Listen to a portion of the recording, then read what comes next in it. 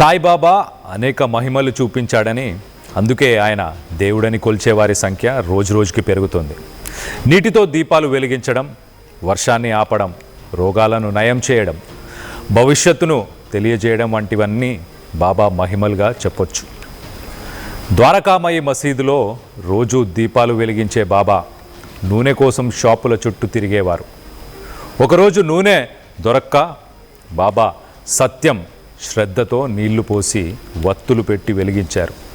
ఆ దీపాలు రాత్రంతా అలా వెలుగుతూ ప్రజలకు సత్యాన్ని, శ్రద్ధ, శక్తిని చూపించాయి. దీంతో సాయిని ఈశ్వరుడు అన్నారు. భక్తుడు మోరేశ్వర్ ప్రధాన్ భార్యతో షిరిడి నుంచి తిరిగి వెళ్తుండగా భారీ వర్షం కురిసింది.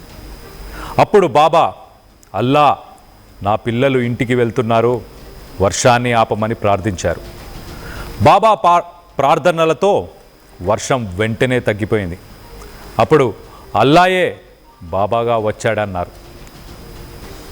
మరోవైపు అనారోగ్యంతో బాధపడే అనేక మంది బాబా బూడిదను రాసుకుంటే రోగాలు నయమయ్యేవి. నేటికి దుని వద్ద ఉండే విభూది రాసుకుంటే సర్వ రోగాలు హరిస్తాయని బాబా నమ్మకం. ఒకటేమిటి, ఎన్నో వ్యాధులు నయం చేశాడు, ఎంతోమందికి తన మహిమలు చూపించాడు.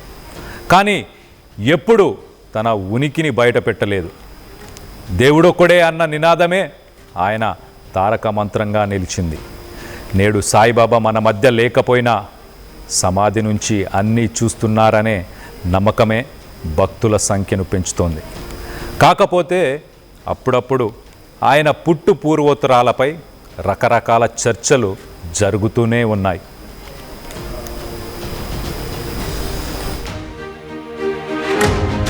చరిత్ర సృష్టించినోడు